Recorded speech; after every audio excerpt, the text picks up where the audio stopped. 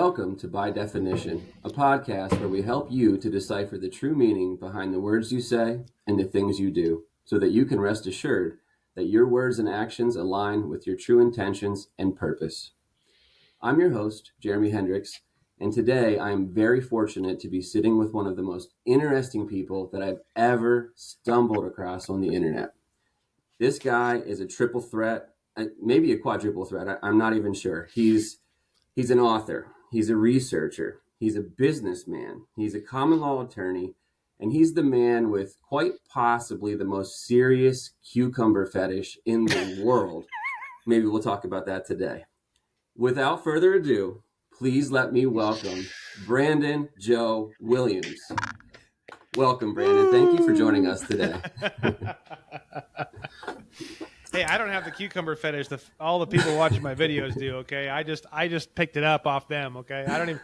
Okay. People think I have a foot fetish and a cucumber fetish, and I have neither. Actually, I live to serve. You know what I mean? That's why I'm here. I appreciate that about you, and I noticed that about you right away. So, for the people who end up watching this, if you stumble across Brandon's website, which we will lead you to today, you will see that cucumbers are a big part of his brand, and very quickly you'll understand why. That aside, Brandon, I would love for you to just tell us a little bit about yourself, and if you can, give us a small taste, a sample of what you plan to share in the broader conversation today. Oh yeah, so I research the law and I look up the definitions of different words of the law and I piece it all together, and then I basically just show you and piece together the source material. And I don't really add in too much of what I think or my opinion. I don't think. I mean, sometimes I do it, especially in the course and stuff like that. But on a lot of the podcasts that I'm on and stuff like that, I pretty much just focus on the showing you the definitions and kind of piecing it together as fast as I can. It's kind of like all business on these shows, but. I have a free course, as you're well aware, and on the free course, it's more of a song and dance, kind of a parade. Absolutely. A wonderful, wonderful song and dance at that. Yeah. You have a way of delivering this information and keeping it entertaining, so it's not too dry. And I will say, full disclosure, I have been through all your videos, and I'm incredibly appreciative of the source material. So that's the thing that's been plaguing me before I was willing to take a lot of actions, is I believe a lot of this stuff, it's always been kind of intuitive, but I want to see it in black and white. I believe in not thinking, but knowing. It's important when you're going to make moves like this that you know the outcome beforehand. And you have definitely helped move me along. I still need a little bit more push, and hopefully we'll get that today with you. Hell yeah, man. So how did you get into this? Like what, I think I have an idea because I've been through your course, but if you share with everyone else, what sparked this passion? What pushed you over the edge to say, hey, I'm all in on this. I got to figure this out. I was being sued. I have a landscaping company that I was given for free from my buddy's dad, and he called me up and he was like, hey, I got this free landscaping company, and my dad just going to walk away from this thing. I can just pick it up and just take it. And I said, well, you've never done anything with business in your life. You've been working for the Department of Water and Power for 22 years. She says, yeah, well, that's why I'm calling you.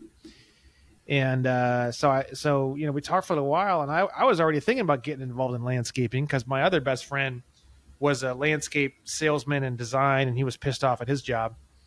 And I said, well, shit, here's a free company. I've already got a sales guy and a designer. And then the guy who was calling me, talking to me about this, he's like one of the best construction guys in the world. And I said, well, shit, I got everything I need. And I said, why don't I do all the business and legal and marketing and all that kind of stuff and put together all the systems and all the financials? And all you do is you just handle the delivery side of things and just make sure that the services are top notch and that they get done. And that, if there's any problems, then you come in and make it work. And he said, yeah, sure, fuck it. So we started rolling for a while, but there was a lot of like old tax and payroll related issues and stuff like that we were trying to clean up throughout the first year or so. But about a year and a half, maybe something like that into it, the Employment Development Department, a payroll department of California, decided to trespass onto one of our properties, one of our job sites, and then just basically cook up this huge bill that we couldn't pay, and people were telling me, like lawyers and stuff, they're like, "Oh, just make a payment plan." I'm thinking in my head, like, make a payment plan for what? Seems crazy. It's fucking stupid, right? Right. Yeah. So, I was actually going to leave the company. I actually told my partner Tracy, I said, "Fuck this, I'm going to leave this. This is bullshit. You guys, this whole thing's going to go to shit in a minute." And he basically said, "You're not leaving." And he's a terrifying individual. He's this like gigantic, huge, tattooed, 500-pound bench press, gun-toting maniac, right? Okay. Someone that you're not leaving. Yeah, he said, "You're not leaving. You ain't leaving." He's like, "Haha, funny." He's like, "You're not leaving. You need to fucking handle this shit." So, I was pretty terrified by that, but he was also very motivating. And I said, okay, So I started looking around. I started thinking of some shit. And then I told him, I said, I had this friend who's crazy who's been telling me about this shit for 2 years, this sovereign shit. And I said, that's all I got. Let's wing it. Let's figure that out, right? Let's go, and he's like, "Really? I've been wanting to learn about that shit for years." I go, "Really?" Okay. He said, "Yep." He said, "Call her and set up an appointment for her tomorrow at 3 o'clock or 2 o'clock or whatever." I go, "Really? You going to come with me?" He goes, "Yep. Call her right now." Awesome. So I called her right away and I said, "Hey, you've been telling me this thing for a couple of years. I'm ready to listen to this. And my buddy Tracy wants to be involved. And can we come and see you tomorrow at 2 o'clock? And she said, "See you at 2 o'clock." And that was it. Wow. Awesome. So now this was your friend, and I think I've heard a little bit about this too. She's involved with the de jure government of California. Is that she was? She just recently moved to like Louisiana or South Dakota or something, or North Dakota. She's been wanting a huge property with like a lake and shit. Oh, okay. And she finally found one, and it all happened very fast. Interesting. She was like gone in like 2 or 3 weeks, poof, like that. Okay. So she's not even here anymore. Oh, wow. Okay. And are you still in contact with her? Yeah, a little bit. I mean, I messaged her. I said, "Hey, I heard you left. Is that true?" And she sent me pictures, and I have this beautiful new place. It's a big property with a lake and all this shit. I said, "All right." I haven't talked to her since that point, though. Interesting. Mm-hmm. Interesting. Now, to the best of your knowledge, I know some of this stuff goes really deep, like claiming your minor account, stuff like that. Do you think that's something that she has done? Is that something you've talked about with her, or that's a whole nother issue, another topic? She just got me rolling. She just got you rolling. She just showed me the all cap stuff and a couple other things, and she was just the catalyst of the whole thing. I mean, she didn't really go into a whole bunch of stuff into too much detail with me necessarily. Okay. Well, you mentioned this when you started to introduce yourself, and it's the title of my podcast. Let's start talking about definitions. So I've learned from you how important definitions are, and also how they're used kind of to trick people, especially when you combine them in the English language. And I'd love to hear more about why definitions are important, how they're kind of used against us, and also how we can use them in our favor. Yeah, so the people know in law you have something called case law. Case law is basically where, hey, this particular court was talking about this subject 10, 12, 20, 80, 150 years ago, and they came to this conclusion. That's the definition of case law. And then they say, hey, because this court, 50 years ago came to this conclusion, we want to come to that same conclusion. That's basically what case law is and how it's used by lawyers in court of law or whatever, right? Okay. So Black's Law, the dictionary, there's some lawyers that think it's all bullshit, which is hilarious because it tells you exactly where each of those definitions and quotes for all of those different words comes from some kind of court case.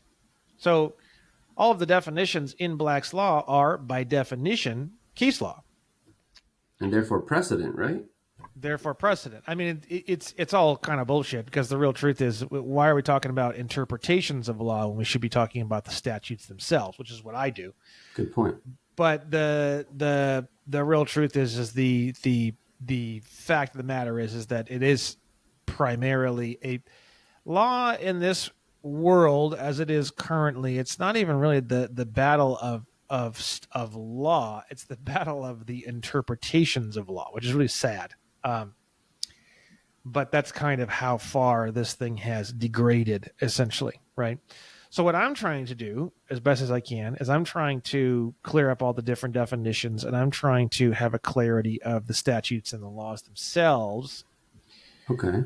rather than the interpretations of the laws.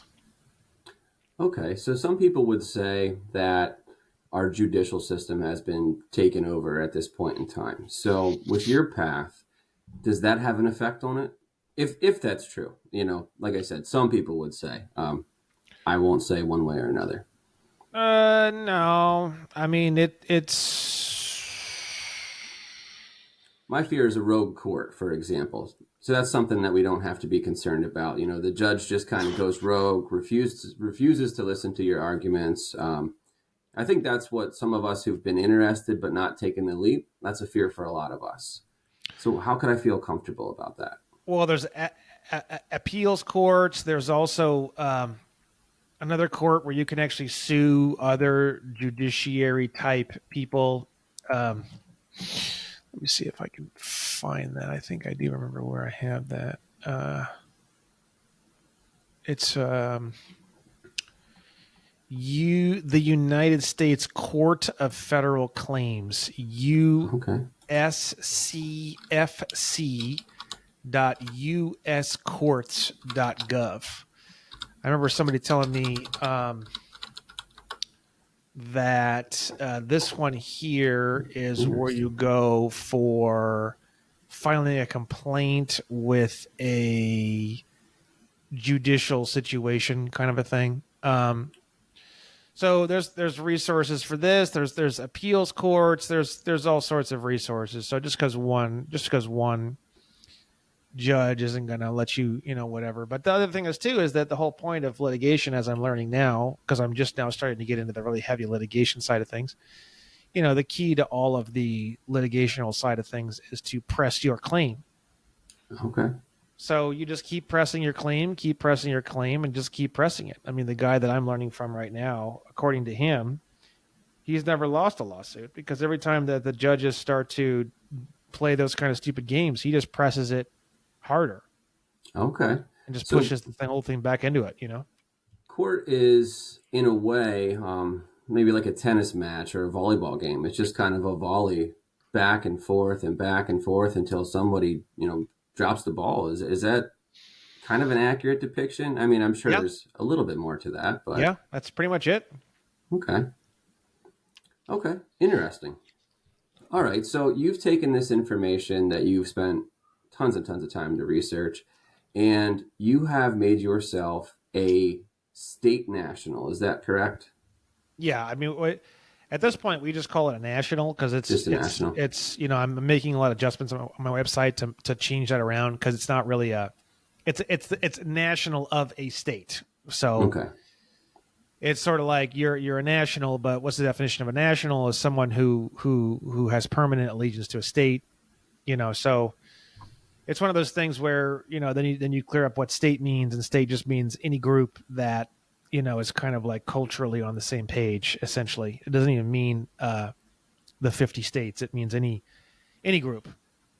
So that's why we have things like the nation that I've created, the nation of the Amnesty Coalition and stuff like that now, because we realize that nation and state mean a lot wider definition than we had originally thought. So I'm kind of going through a lot of the material and making a slight adjustment and just clarifying that it's not state national within the 50 states. It's state national within any group or confines of any culture that would be classifying themselves as a state or nation within the territorial boundaries of North America, essentially. Okay. So currently you're a national of California, but you have created the nation of the Amnesty Coalition. So is that an adjustment you've been looking to make as well, where would you become a national of the Amnesty Coalition or a citizen of the Amnesty Coalition? No, a national. Okay. I mean, it's that's where a lot of the changes have occurred. I'm no longer really stating that I'm a national of California. I'm more or less mainly focusing on the fact that I'm a national of the Amnesty Coalition. Okay. Very well. Okay. So now I myself, unfortunately, technically speaking, I am still a U.S. citizen. Now you have done a wonderful job at teaching me how I ended up here. Would you be willing to do that for the listeners? Of How the course. hell did I end up a U.S. citizen? I would not purposely want to pay taxes and give my allegiance to a runaway government, but sure enough, here I am. Oh, of course, of course, of course. So it all starts at USC 28 USC 3002. Subsection 15. So, as we all know, you're familiar with this. United States means a federal corporation. So, some people have heard about this. It's starting to get more and more common in a lot of right-leaning social media groups and stuff like that, talking about the United States as a corporation and kind of all this kind of stuff, right? And then we have UCC 9-307. And we're going to go down to subsection H, and then we're going to find out where is that corporation located. It says here location of United States. The United States is located in the District of Columbia. That's pretty clear. So we got a corporation at this point that's clearly located in the District of Columbia, right? Yeah, and then we're going to go to 49 USC 9102, subsection 18, definition of United States citizen. United States citizen, any individual who is a citizen of the United States by law, birth, or naturalization. Now we're talking about the definition of United States that we just looked up, which is the corporation, right? The corporation located in the District of Columbia, right? So law means contract. So if you're contracted in, okay. Birth means if you're born in the District of Columbia, but that one's actually easy because if you're nationality goes by where you domicile or where you're a resident of. So even if you were born in the District of Columbia, you can still be a national because you're a resident of a different state besides District of Columbia, right? Okay. The real key is naturalization. So when you look up what naturalization means, you go to 8 USC 1101. Subsection A23 is where you're going to find the definition of naturalization. And let's see here. Oh, where is it? I kind of like Cornell. Let's see if I'm even going to find it. Yeah, Cornell does pop up nicely. It's easy to read. So if I go down to A23, it says here the term naturalization means the conferring of nationality of a state upon a person after birth by any means whatsoever. So the definition of conferring is just a normal dictionary definition, which is just like bestowing an honor upon or some sort of characteristic or whatever. Okay. Nationality, the definition of nationality actually comes from my website. I found a really beautiful court case where they break down a great definition of nationality, which is, or nation, really, which is this one right here, which comes from a court case. This is technically case law, right? Right. Okay. He says that a nation is an independent body politic, which just means, it's the same as everything else. It means state or nation or public association. So it's the same word. It's the same word, basically. It's kind of so we'll just continue here. A society of men united together for the purpose of promoting their mutual safety and advantage by the joint efforts of their combined strength. But every combination of men who govern themselves independently of all others will not be considered a nation. A body of pirates, for example, who govern themselves are not a nation. To constitute a nation, another ingredient is required. The body thus formed must respect other nations in general and each of their members in particular. Such a society has her affairs and her interests. She deliberates and takes resolutions in common, thus becoming a moral person who possesses an understanding and will peculiar to herself and is susceptible to obligations and rights. So it's basically the same thing as how all the cells of a body, like your human body, all work together to basically build this body, literally human body. Okay. So that's the definition of nation or nationality, right? So it's the conferring of nationality of a state, and state means the same shit. It's all here. State just means, in its largest sense, a state is a body politic or a society of men. So it's the same as nation, right? Okay. So nationality and state mean basically the same thing in terms of where you're at and that kind of thing. So it's the conferring of nationality of a state upon a person after birth by any means whatsoever. So by simply saying that you are a naturalizing, or saying that you simply are conferring nationality of a state upon yourself in some like affidavit or legal standing, then that by definition is naturalization. And then right above that, by naturalizing anywhere except the District of Columbia, you become what's called a national. The term national means a person owing permanent allegiance to a state. And if you look up the word permanent, it doesn't really mean anything. The term permanent means a relationship of continuing or lasting nature as distinguished from temporary, but a relationship may be permanent even though it is one that may be dissolved eventually at the instance either of the United States or the individual in accordance with law. So it really doesn't mean anything at all. You can almost just remove that word from the sentence because you could be permanent, quote unquote, for 5 minutes and it's still considered permanent as per the definition. So I usually just take that word out. The term national means a person owing allegiance to a state. Okay. And now Section 22 there, the national of the United States, that's not something that would define a national with your status, right? No, I usually specify that that has nothing to do with what I'm doing. Now, I've noticed that some other sections of the United States Code, they tend to spell out national of the United States in some other areas.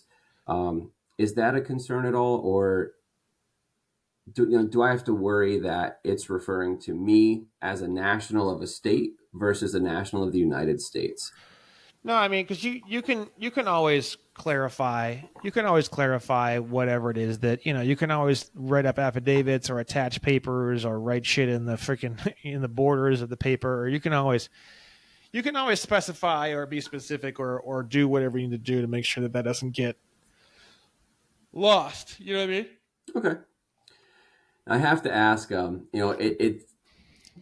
It's a big question when I understood the definition of naturalization and the fact that it says by any means necessary, and then the only prerequisite essentially is that you have been born and that you're alive, right? That's what I've come to understand, thanks to you. Yeah. So I wonder so much, and maybe this is its own topic, and that's okay if it is, but I wonder so much about immigration. It seems to me that if I was trying to come into the United States and I learned this process, that is the absolute easiest way. I could confer citizenship upon myself as well if I understand the definition correctly. That's right. Yeah. And that also shows you why Joe Biden just issued temporary whatever foreign status to the 470,000 immigrants or whatever the hell. Just that thing that just came up like yesterday or the day before that. That's some news media. Because the thing is that it says the conferring of a state upon a person after birth by any means whatsoever. So anyone else can confer nationality of a state upon a person as well. Joe Biden can confer nationality of a state upon 470,000 people, but you can too. You can too. You can do the exact same thing Joe Biden did. That's interesting, and seems like a valid point. So if you wanted to go out and declare that every single person who's here who's a foreigner of Venezuela, and you wanted to go and confer nationality of a state upon all of them, you could do that. Interesting. As per the definition of naturalization. It doesn't say that the conferring of nationality upon oneself. It says the conferring of nationality upon a person. Okay, so for someone like me, I'd have to do that in probably in the form of an affidavit, right?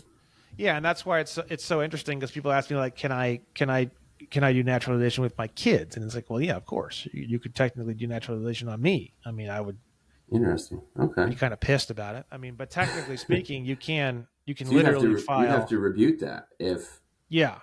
okay. And so that's kind of an interesting concept too. So I would let's say I wanted to change your nationality and I write this affidavit. I have to. So what do I have to do to write an affidavit? Just to be clear, I need to publish this somewhere or record it No, somewhere. no. You can if you want to, but really, an affidavit's the simplest thing in the world. You just write it up. You just state what happened, state the truth of the matter, and state whatever it is that you want to state, and then you just get it notarized. That's it. Just has to be notarized. Yeah. So if it's involving another party, like such as yourself, there's nothing I have to do to notify you that I've written this affidavit. You can send a copy to me. You can send a copy to the county recorder. You can send a copy, wherever you want, wherever you think it'll be required or necessary. I mean, to start a lawsuit, all you need is just an affidavit. Okay. Interesting. That's very interesting. Yeah. Okay. So once we start to understand who we are, citizen versus national, obviously there's some implications. And for most of us that are, at any stage of joining this movement, even if we're just educating still, which is, mostly what I'm doing at this point, I've started to take some steps, but not the biggest ones yet. But for those of us who are going down this path, what are the big implications that what are the big benefits and maybe potentially any losses that come with this? So I'm thinking of, the obvious. So taxes, laws, jurisdiction, they're the first things that come to mind for someone like me. And maybe there's some other things that I'm not considering. What happens when I change my status to a national in terms of laws, jurisdiction, taxes? Let's just hit those points. Well, a national is an American. A national is essentially a Native American. A U.S. citizen is an employee or officer of the United States, of the government of a foreign corporate zone. A U.S. citizen is essentially a government worker who's working on public works for pay or no pay. Okay. So when you become a national and when you clear up your situation and you're now a national and not a citizen, what you're doing is you're becoming a true American. You are basically becoming a Native American. You're becoming so a national is an actual American. A U.S. citizen is basically someone who lives on like this big college campus that's like a whole different ball game. A U.S. citizen is not an American. A national is an American. Okay. And that's kind of like the basic gist of how it works. And people get concerned because they're like, oh, I can't vote and all this kind of stuff. Well, that's where the whole all caps public corporation comes into play, right? So if you look up the definition of public corporation in Black's Law, you have, let me just pull this up. You have to look at corporation. And when you look at corporation, you'll find the definition of public corporation inside of the word corporation. Mm-hmm. And a public corporation is public corporation. A public corporation is one created by the state for political purposes and to act as an agency in the administration of civil government. So the public corporation of your name in all capital letters that was opened when you were born through the birth certificate and all that kind of good stuff, mm-hmm. That public corporation is a U.S. citizen. That public corporation is located in the District of Columbia. Okay. So you are a national and you are operating as an agent on behalf of the public corporation. And the way that works is it comes from the definition of the word person, which you can find anywhere. Mm-hmm. You can find it on tax forms. You can find it on almost anything. I've even seen it on bank information when you're opening up an account at a bank. Right. Okay. The term person shall be construed to mean and include an individual, a trust, estate, partnership, association, company, or corporation. And that comes from the Internal Revenue Code, the tax code, right? So the term person means your public corporation, which is your name in all capital letters, or you. You are also a natural person. So you have two different persons at play here. And the biggest problem and the biggest prevention to your success and to anyone's success is that you have to actually operate and behave as though you are two persons. And that's the secret to a lot of this information and a lot of how this works, because you're not going to lose anything. You're not really getting rid of or losing anything. What you're doing is just through the process of almost like a mitosis. You're splitting into two persons. Okay. It makes sense. And you wouldn't use the word people because people comes from the Constitution. We the people. So people refers to living beings. Persons refers mainly to non-living beings, right? Okay. It's kind of complicated, but basically they use the word persons on purpose. That you never see anywhere in the United States Code or the CFR or anything where they're going to use the word people. That's like the most evil word in the world to them, because that refers to humans, right? Okay, that makes sense. But like you said at the beginning, I mean, the real secret behind all this is that once you learn all of these crazy definitions, most people in this movement are very, very careful as to what definitions they use. And it's like, you can't say the word understand. You can't say the word person, blah, blah, blah, blah, blah, blah, blah. That's all bullshit. One of the areas that I think that I have a very different point of view when it comes to all this information is that you simply redefine everything yourself manually in all of your contracts. Okay. So if you define the words, you obviously...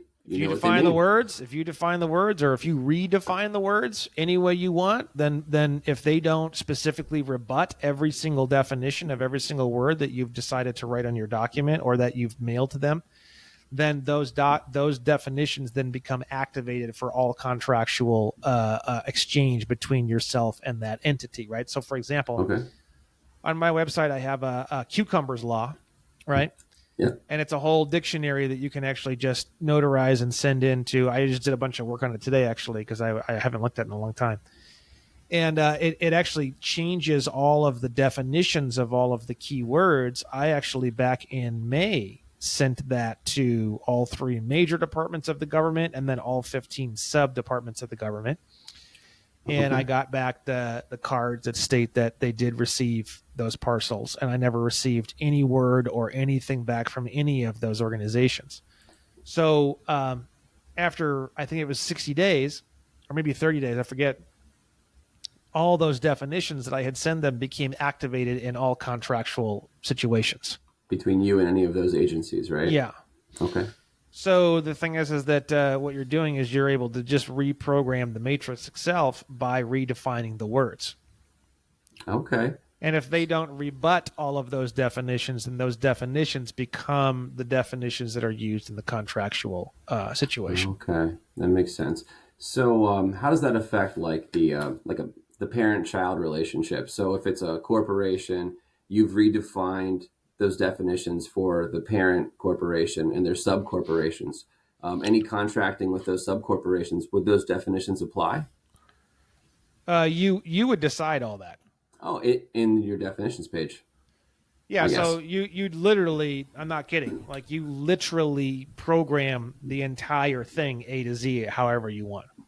Gotcha. Okay. And if they don't explicitly and directly counter every single point and every single definition of you sending that in, then the whole thing activates. Okay. Okay, that makes... It's through acquiescence. It's the same way they get you on the bills, and this is basically almost everything that I do and everything that I teach is basically the same thing they do to us. They redefine words on us. Reverse card. That's literally my whole platform, my whole brand is basically one hilarious Uno reverse card. Perfect. Okay, it's making sense. Yeah. If it's legal in the law for them, it's actually legal in the law for us. It's just a matter of us knowing the procedural process, basically. Well, the beauty of doing the exact same thing to them as they do to us is then when they have a hissy fit about it, you're just like, bro, like you've been doing the same thing to me my whole life. Like, and there's nothing they can say about it. They have absolutely no defense of the situation at all, which is just an added layer of beauty to the whole thing. Okay. Awesome. All right, back to the two people thing. This is a question I actually have been wanting to ask you. I'm grateful to have the opportunity to do so. So I'm thinking about something like my employment contract. So my question becomes, who did the company contract with? From my perception, it seems that no matter what, they contracted with the corporation, with the all caps name. I gave them my social when I applied, filled out all that stuff. So I'm just kind of wondering, as I redefine myself, I understand I'm two people, and I am, a living man. I'm a national. I file that W-8-BEN. My concern becomes that the initial employment contract was between the employer and my all caps name.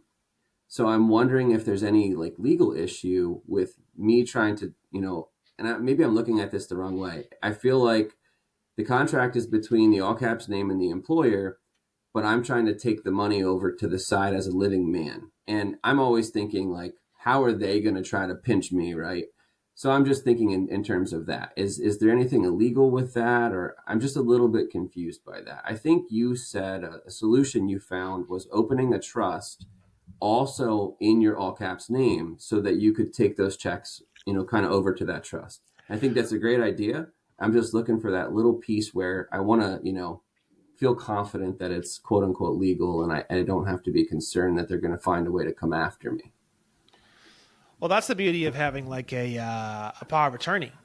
Like I have a power of attorney with the principal, the all caps name, right? So I'll show you here. And the beauty of having a power of attorney with the all caps name is that you can sign on behalf of the all caps name. So like, for example, here's my power of attorney. This is at the bottom of my my public notice page, right? So I have a power of attorney. I have a copy of this myself, actually. So I have a question on this one too. So who's granting you, the living man, the power of attorney? That's where I got a little confused. And you're able to sign for the corporation as well. Yeah, of course. Okay. That's where I was a little confused. The corporation is a person by definition. So it's one person giving power of attorney to another person.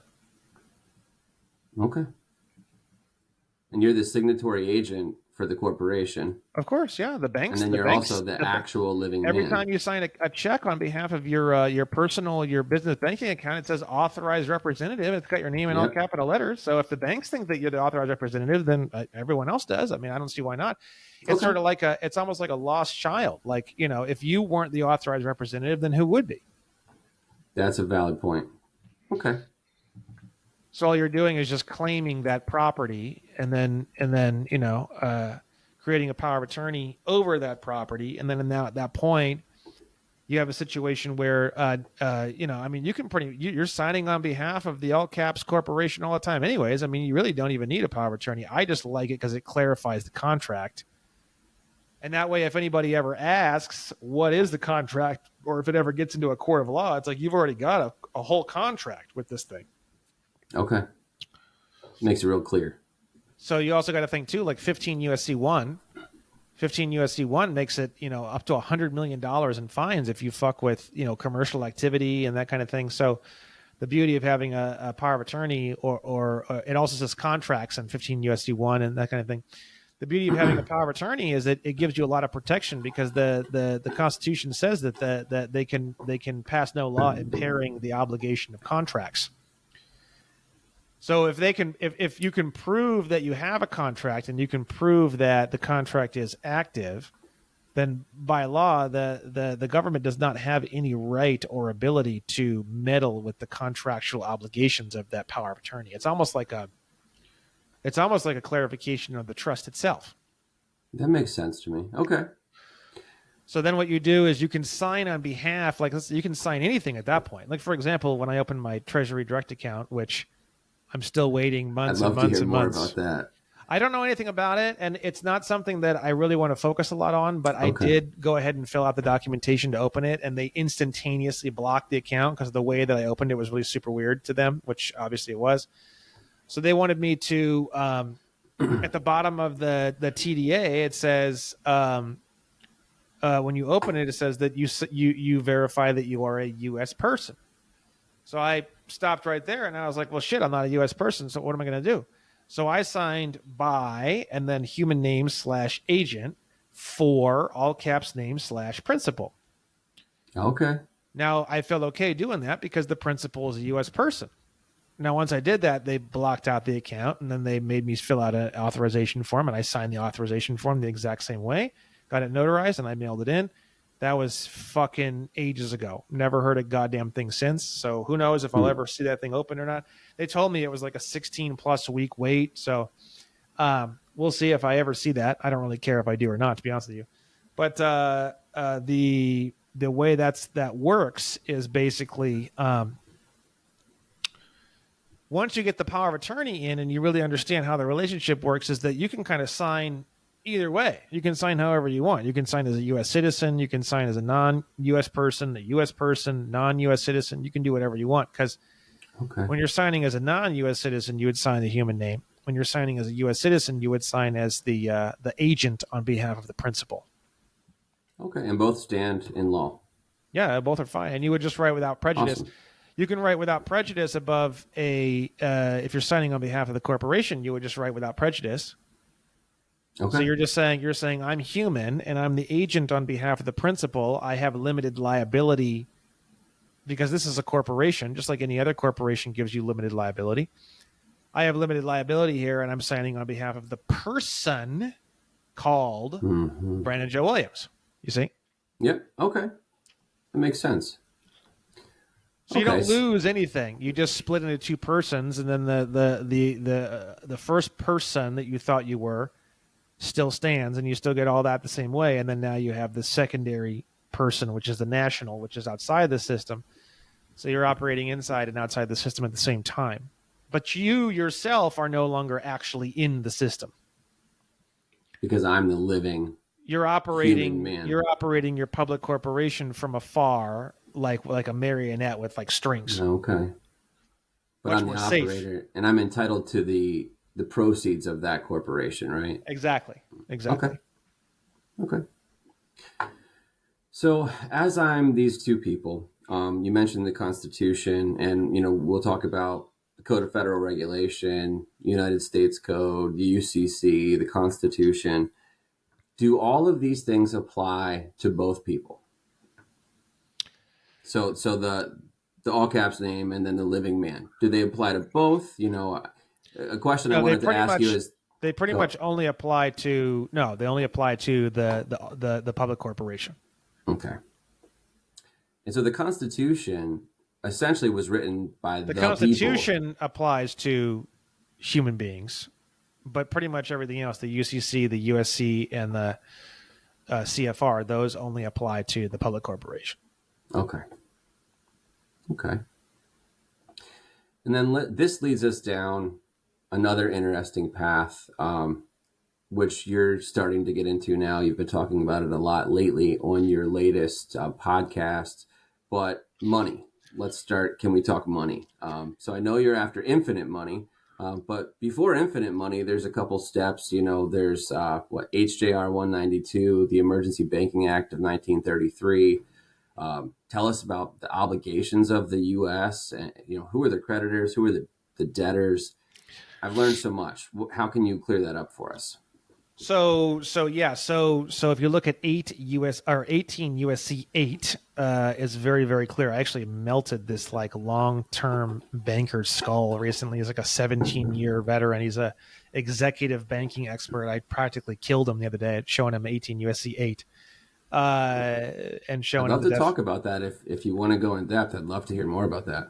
Yeah, so 18 USC 8 it says here, the term obligation or other security of the United States includes all bonds, certificates of indebtedness, national bank currency, Federal Reserve notes, Federal Reserve bank notes, coupons, United States notes, Treasury notes, gold certificates, silver certificates, fractional notes, certificates of deposits, bills, checks, drafts for money drawn by or authorized officers of the United States, stamps, and other representations of value of whatever denomination issued under any act of Congress, and canceled United States stamps.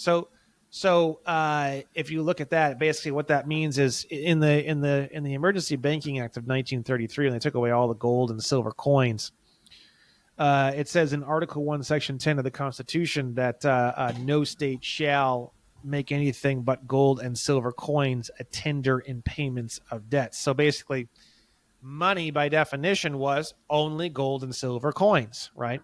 So I don't have any money. That's what you're telling me. Yeah, if you don't have any gold, and so I carry around a little baggie with 10 single-gram silver coins everywhere I go. Okay. And it's sort of like my way of always making sure I'm never really truly broke. Because when you have Federal Reserve notes, you're just broke, right? Right.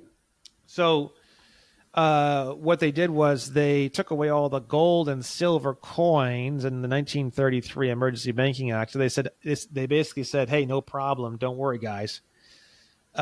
We got you. And what they said was, you don't need to worry about paying for anything anymore. We're going to give you infinite credit to just simply discharge everything now. And we're going to be the ones responsible for all the bills and all this stuff and all that, right? So since 1933, the federal corporation called the United States has been responsible for every bill you've ever gotten. Really? Yep. And that's why all your bills are in all capital letters, because the all capital letter name is a U.S. citizen, and it was created by the government. It's a child of the government. The government is the parent organization over your all caps name. So basically the way the all caps name literally works is that it works as though United States is daddy. Right. Okay. And so the all caps name is the son. How am I supposed to know how to do this if no one ever taught me? Or maybe that's the big catch, right? Well, no one ever taught you on purpose. That's how it's basically all on purpose, right? Because the 1933 Banking Act, so what happened was they had the HJR 192, right? Now, HJR means, House Joint Resolution. HJR 192 was just the first part. And then that evolved and got placed in the public arena through Public Law 73-10. And then 73-10 then became 48 stat something. I forget, it became something else. And then that 48 stat something whatever is actually what we currently have today. So when you say HJR 192, it's sort of like that's morphed into something else by now. That's just the frame of the car. And then you say Public Law 73-10, and that's just the frame and the engine. Okay. And then the final Optimus Prime functional up to today version of all of that is 48. Let me see if I can find it. It might be on my theory page, actually.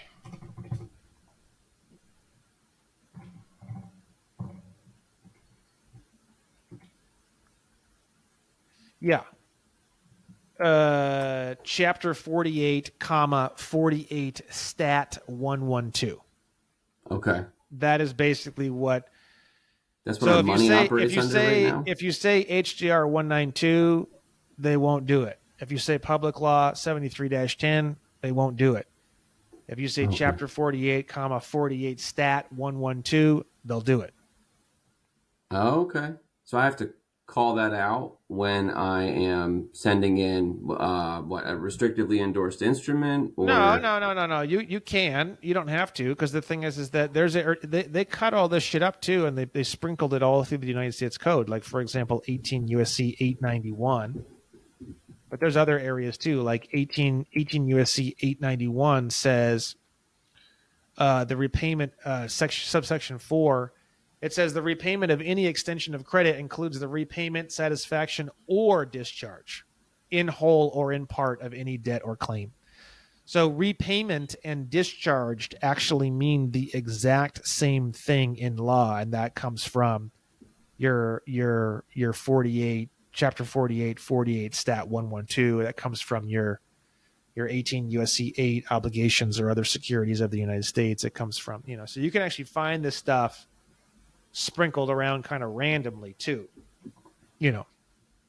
Okay. but basically the way it works is, you can every time you use your credit card, you're producing a promise to pay. Every time you sign a receipt, that receipt itself is a promise to pay. Well, Okay. everything's a promise to pay. Federal Reserve notes are a promise to pay. So There I is no did. there is no actual money, because the money by definition is only and exclusively gold and silver coins, like this right here. I have gold and silver coins Okay. all over my apartment, Which right? is real money. Not like a fuck ton of it, but I have I just like having it around because I like having real money around me, right? So,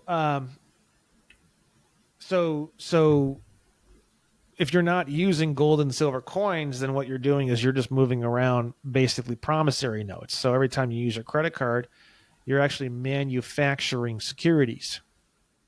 Right. Okay. And that's what I learned. I was going to ask about your buddy George or Jorge, maybe. I saw that video you put out, and so one of the first pieces of action I've taken, I tried the same thing. So I actually just sent that in registered mail. For me, it's Discover Card. I sent that in this week. I haven't heard anything back yet. Um, I'm excited to see what happens. A little nervous, of course. Any updates with your friend? There's two people now who have done Synchrony, and they both discharged, and they've both been continuing to use their accounts, specifically Synchrony. I don't know why. Interesting. But anyways, where we're headed with this is, so what's going to happen is we're going to start sending these things in, and then if they decide to play games, what I recommend at this point in time is that you file a lawsuit. Now, you're filing a lawsuit for three things. The first thing you're filing the lawsuit for is the full discharge of whatever it is that you had originally submitted the instructions for, right? The payment by definition. It's a payment by definition, actually. The word payment in Black's Law means the settling of an obligation or the handling of an obligation. And when you send in these coupons or these checks or however you want to call it, these orders, you're actually extinguishing the obligation, which by definition is a payment. So you are sending in a payment. Okay. So you're going to sue. You're going to sue for the full discharge of what you had originally asked for. You're going to tell them that you're claiming all of the securities that you've ever created on the account since the account's inception. So let's say over the past, several years, like for example, on my Amex card that they shut down, which I'm about ready to sue for. I mean, there was probably, many thousands and thousands and thousands per month that were going on those cards that I had never claimed because I didn't know how to perform on the account, meaning I didn't know how to claim these securities and get them used and transferred. So you can go back now and you can claim every single time you've ever used that credit card since the credit card inception. Okay. So you're going to claim discharge on what you had originally asked for. You're going to claim all of the securities on the account since the account's inception, meaning every single payment you ever made. You're going to get every single Federal Reserve note back from the credit card company you ever had. Then on top of that, you're going to sue for an additional $10 million for non-disclosure, breach of fiduciary duties, and securities fraud. Oh, wow. Okay. Put them in the corner. So that's where we're headed with all this. This whole fucking super pussy ass, like, oh, please just discharge my account. Like, that's all going away. Like, we're done with that shit. Like, it's like, you guys can discharge the account, or if you give me even the slightest fucking upset or even the slightest little fucking headache with this shit at all, we're going to come at you with literally so many fucking guns blazing, you're going to be crying yourself to sleep for the next year. Okay. There's not going to be any in between. There's not going to be any warnings. There's not going to be anything. It's just going to be, because the thing is that they're doing so much stupid shit, like closing people's accounts and stuff like that, that if we all come in and hit them with a full fucking, the full fucking shabam, then what's going to happen is we're going to manufacture the new world. And the new world is where when people send in these coupons, they are instantaneously applied as payments on the account. Okay. Which is technically the way it should be. That's exactly how it should be. All we're trying to do is get these financial institutions to follow the law. That's all we're trying to do. We're literally not trying to do anything else at all whatsoever. All we're trying to do is get the banking institutions and the financial institutions and the mortgage institutions to follow the Emergency Banking Act of 1933 to the exact letter and the exact specifics of what is stated in the law. That's it. We're not asking for anything weird. We're not asking for anything crazy. We're not asking for anything out of the ordinary. We're actually, everything I just talked about and everything I just explained is exactly and explicitly within the confines of these codes, statutes, and laws. Okay. We're just making them follow their own rule book. That's all we're doing. It's that and of simple. course, if they did, it would actually benefit us, ironically. Now, what I'm planning on doing, and it's changed a teeny bit over the past few days because we're just finalizing the lawsuit and stuff like that, is so in order for there to be a contract, there has to be some sort of equal consideration, right? Now, I don't want them treating me like I'm a slave, which is what they've been doing, but I also don't want to treat them like a slave either. So there has to be equal consideration. Now, what happens is that people don't realize that when you're paying interest on your credit cards, that interest is actually interest that the bank is supposed to be paying you because you're manufacturing the securities, and then there's interest generated by having those securities in the account throughout the time until the end of the month when the statement comes, right? Okay. So the thing is that the interest that's generated, basically what I'm going to be doing is I'm going to be giving them a limited power of attorney on behalf of the all caps name. And I'm going to say, you guys are going to be able to basically restrictively endorse and convert all of these securities to Federal Reserve notes on behalf of the principal at the end of the month. You can't do fucking anything else, though. It's going to say right in there, like, you can't do fucking. It's like, I am going to put shackles on these fucking people. Okay. Like, you can't do nothing with this except just this one fucking thing. And if you do anything else, I'm going to come after you again for $10 million or $100 million. So they get a limited power of attorney to convert these instruments, right? And then what we're going to do is in order for it to actually be a contract, they're not going to work for free. So you got to think to yourself, how are they going to get paid, right? So what I'm going to do is I'm going to give them the interest on the account. Okay. It's interesting you say that. So like I said, I wrote the restrictively endorsed coupon like your friend George, and I sent that in. And I did not do this, but I had a brief moment where I thought about calling out a service fee and actually saying to them, please retain X amount of dollars as a service fee for your fiduciary services, or something to that effect. I thought that may be a good idea, because if they kept it, it's almost like adds to that clarity that they accepted my offer. That's exactly right. Yeah. So the you can. I thought about that for a long time too. I've been thinking about this for months. I was actually going to pay them in cash, some sort of service fee, right? Okay. But then over the many months, I realized that there's all this interest. So what am I going to do? Claim the interest? Why don't I? So the interest is actually a lot of money in the interest. Okay. Yeah. So what happens is if you offer them the interest on the account, it's actually a pretty sweet deal. It's not anywhere as sweet as what they're getting now, which is like double pay and interest, and they're just getting fucking everything. They're just making off like Scrooge McDuck. But giving them the interest, it's quite a bit. It's quite a bit of an offer, actually. It's actually you're actually giving them a really solid equal consideration, which actually floats the whole contract. That makes sense. It makes sense to me. So basically, as far as I'm concerned, this is the mathematical equation for infinite money. I see what you're saying. Yeah, that makes perfect sense. Because if you spend $400 million in a month, they actually make even more money because they make all the interest on that $400 million. Oh, I see what you're saying. So it's going to be in the best interest for them as the trustee. You and your all caps corporations at that point are truly beneficiaries. And it makes sense for them for you to create as many securities as possible. You got It's it. mutually beneficial. So what happens is they have to at that point release all credit line limits, because it would Oh. be actually trust fraud. It would be fiduciary. It would be a Oh, fiduciary wow. felony. Because the thing is that why would the fiduciary who benefits from you spending more money, and me as the beneficiary on behalf of the fiduciary, why would I have a credit line maximum? There'd be absolutely no reason for it, to the point where I would actually just sue again. So let's say they gave me Makes infinite sense. money, and let's say that I requested to have my credit line limit not increased, removed. And Okay. if that request was denied under those contractual under that particular type of contract, I would sue instantaneously again for 10 or $100 million.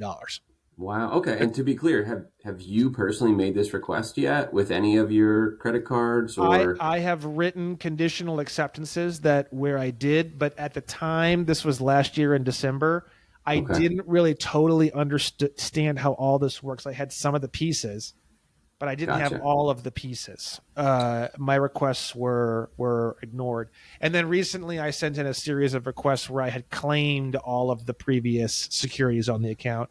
Those were all ignored as well. So that's why now we're going into a lawsuit, which is great because I have all this documentation of all these things that I've sent out. So according to my mentor, who does tons and tons and tons and tons of litigation all the time, and he was giggling like a little schoolgirl when he looked at all my documentation.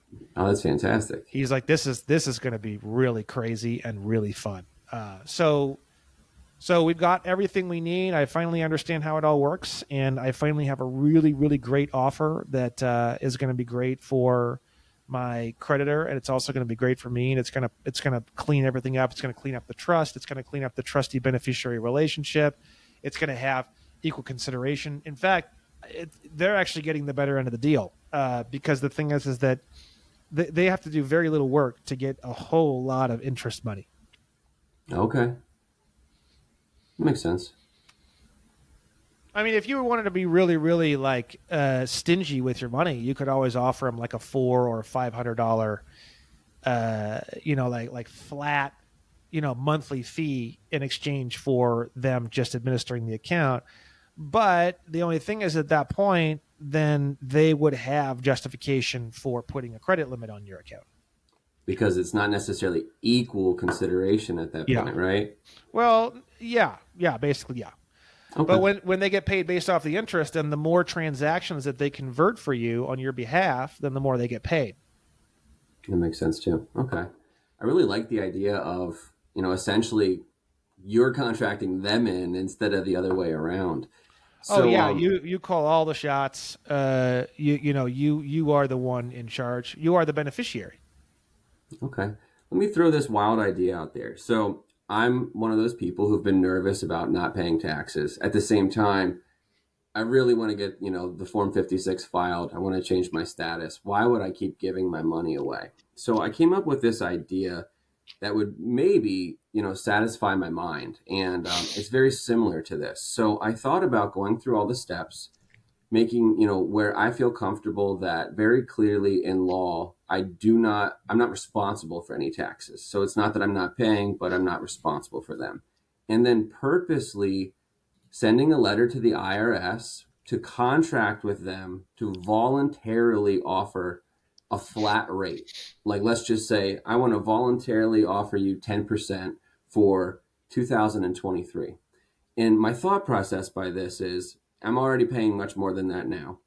If they would accept that money and cash that check, all of those things in the back of my mind that like this is not real and I can get in trouble someday, I feel like they all go away right there because they just allowed me to voluntarily contract with them for a rate that I determined. Do you think that's a good idea, or am I just jumping through too many hoops? That's just crazy. If you look at the W-8BEN form near the bottom, it talks about tax treaties, and it asks you what kind of tax treaties that you're operating off of. When you become a national, you can write up your own tax treaties.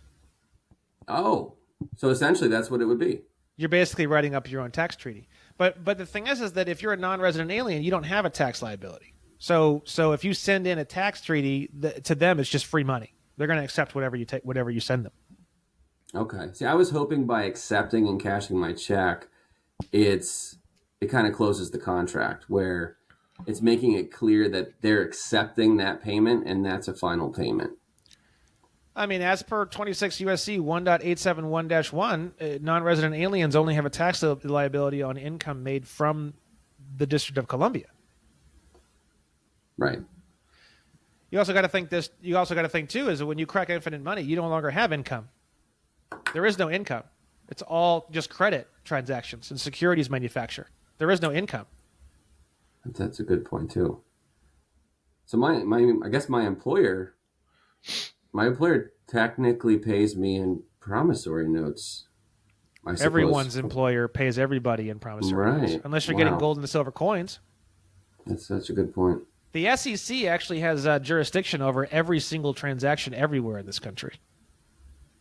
Anyone that's giving anybody else any Federal Reserve notes would fall under the classification of securities. Wow, I didn't even think about that. Yeah. So unless we're paying with real money, that would be the exception. The only way the SEC wouldn't have jurisdiction is if you're using gold and silver coin, or if the transaction was not taking place in the United States, which means outside of the District of Columbia. Okay. So once you remove yourself, from the United States, you're now without the United States. You're a national.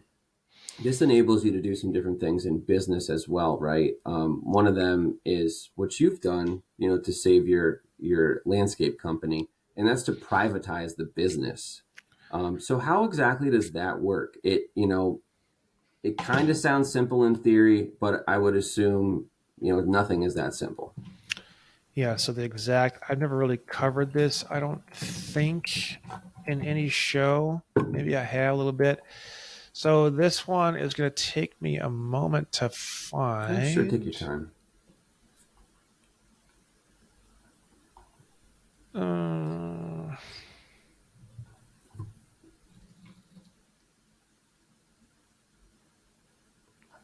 Let's see here. We got 25 USC 7701. 7701.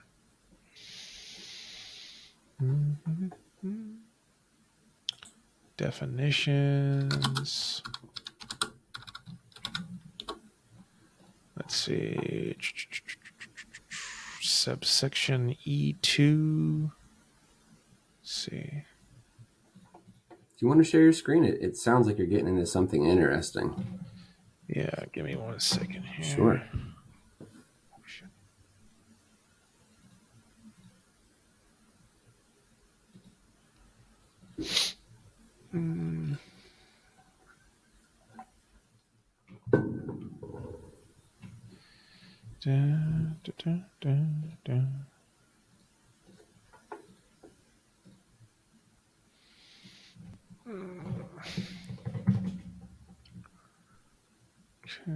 Can you see my screen? Yep. Yes, sir.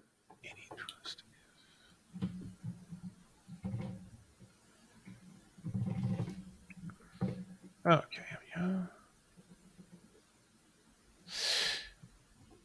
So we're going to get into trust law a little bit, it looks like. So United States person definition, which you'll see this a lot on, sometimes on tax forms, but you'll see it on all your banking stuff. It means a citizen or resident of the United States, a domestic partnership, a domestic corporation, any estate other than a foreign estate within the meaning of paragraph 31. So a foreign estate is defined as an estate, the income of which comes from outside of the District of Columbia. Okay, so that's us. That's you. Yeah. And then you have any trust if a court within the United States is able to exercise primary supervision over the administration of the trust, and one or more United States persons have the authority to control all substantial decisions of the trust, right? And this is echoed in the next part. So that's why it's a foreign trust. Yeah, foreign trust means any trust. Let's see here. There's another thing. I know what I'm looking for.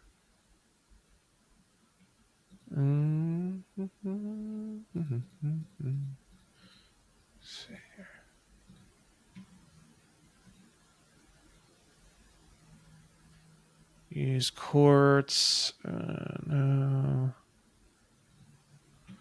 No. No. No, no, no. Let's see.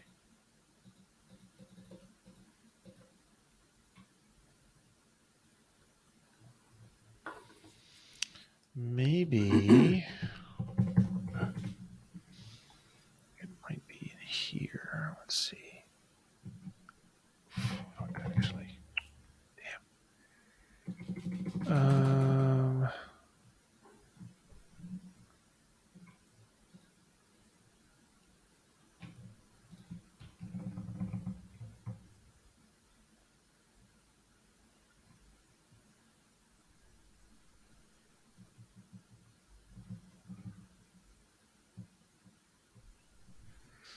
So basically, I can't remember where it is. But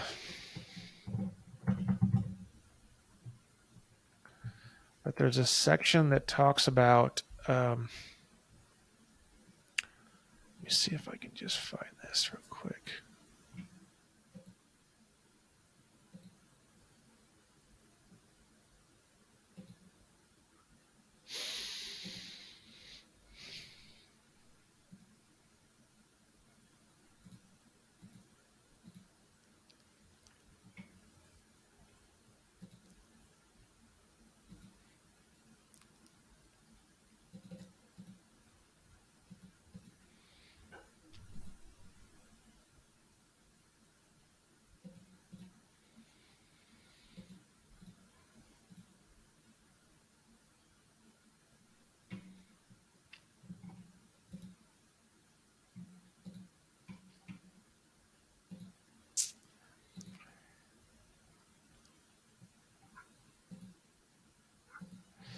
Yeah, I can't find it. There's another part where it's like it talks about how if a trust is run by like a certain amount of U.S. citizens or U.S. persons on the board, like 75% or 2/3, then the trust itself is considered a U.S. citizen.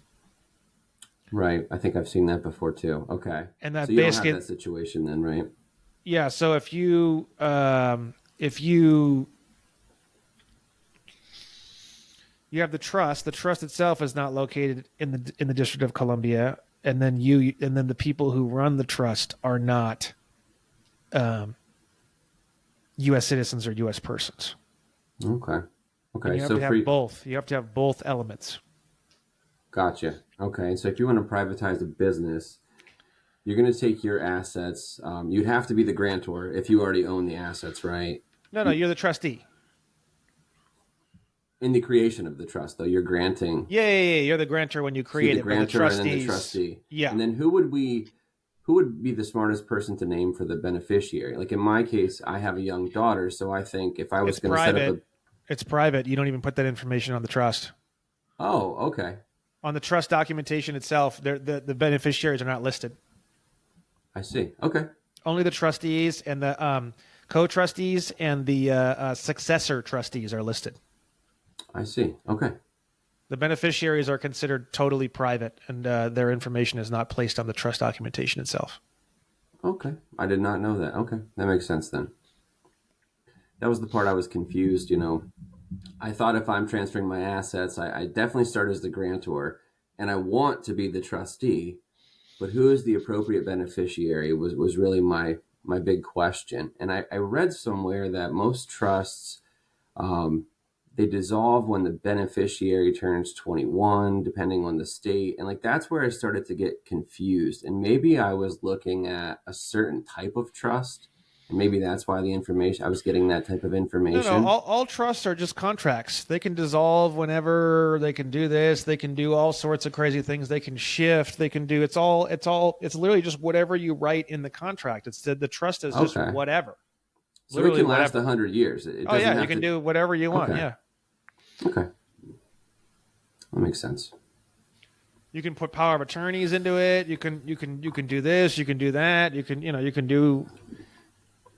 do all sorts of craziness. You can stick patents in there, and then the trustee is responsible for the patent. And how are they responsible for the patent, and is there anything that would happen where they would no longer be able to be responsible for the patent? Is there, how much money is the beneficiary is getting per month, for what reasons? How well, you can go on and on and on and on and on. The trust is the full layout of the full operation. It's almost like a trust is like a full business plan, business program. It's kind of the same idea. Okay, so you write it up, like a contract, sign it, get it notarized. Yeah. Kind of the same thing as an affidavit. That's all you really have to do. Yeah. And then, this is probably a silly question, but who would you ever have to show that documentation to? Would you have to show somebody at some point in time, or is it just if someone comes knocking at your door trying to give you some shit, that's where you whip that out, or how's that work? You can record it in the public recorder if you want to, in the county recorder, or just keep it for yourself, and you don't really need to show anybody. I mean, you show the bank to open up the bank accounts. And you've had no trouble with that? That was something else. I don't have a trust. I haven't formulated one yet, but I have reached out to a few banks just to say, hey, I want to open a trust account with my trust. What will I need? And some of the banks, now I'm in a fairly rural area, so kind of small time. Maybe that plays a role. But several of the banks I called, they said that either they don't offer trust accounts at all, or they just were kind of confused by my questions. I found that strange. Do you think it's because of my location, maybe? I have no idea. I mean, you're definitely seeing, like, I've had 2 reports recently of people who opened up trust accounts and then the banks closed their accounts, which the banks can't do, which is hilarious because I had a buddy of mine call me. He's like, I just opened up a trust account. Now the bank closed my account. I'm like, well, that's easy. That's a lawsuit material. That's easy lawsuit, easy winnings right there. But, I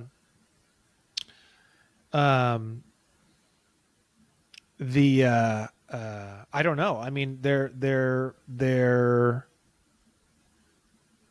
should not be any issues for the trust accounts. And if there is, then yeah, it would just be kind of like a lawsuit material. I don't know. Okay. They kind of spoke to me in a funny way, like, kind of like, this guy doesn't know what a trust is. Why is he asking us about this? And from my perspective, doesn't really seem to pertain to them. If I show up with the appropriate documentation and I'm asking for a service, I don't see why they would not render that service. Yeah, when I went around trying to get my accounts opened, I had my trust documentation. I went to one bank. They wanted to run the trust documentation through the lawyers. The lawyers said no. I went to the next bank, and then it wasn't a problem, and they opened up the accounts. I've had some people open up trust accounts, and then all their accounts are closed. I've had some people who open up the trust account, and they ask, like, what lawyer, like, we only open up trust accounts that are made from lawyers. Like, there's just a lot of confusion here. I don't know what to tell you. It's just it's just not a simple, they just don't make it as simple because people just don't know a lot about it. It's more of trusts are more of an advanced type of banking. Okay. And so in your trust documentation, you also call out the jurisdiction that the trust falls under, correct? No, you don't have to. Don't? No. Oh, okay. I mean, technically speaking, there is no jurisdiction it falls under. Unless you willingly imply or express that there is some sort of jurisdictional whatever, Okay. So in your case, you formed your trust. That's not something that you would have added, or maybe in your case specifically.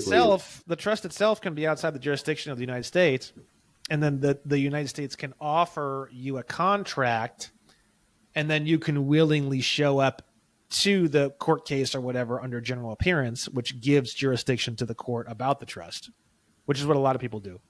They don't know what they can and can't do. They don't know what they can and can't say. They don't know how to challenge jurisdiction. So they just don't realize it, but they actually weren't under the jurisdiction of the court, and then they volunteered jurisdiction to the court without really knowing it. By showing up under general appearance. Or other things, or, it's like the IRS. The IRS sends you some nasty letters, and they're requesting certain documentation. And then what do? You willingly send them that documentation. That's granting jurisdiction over the trust. Oh, wow.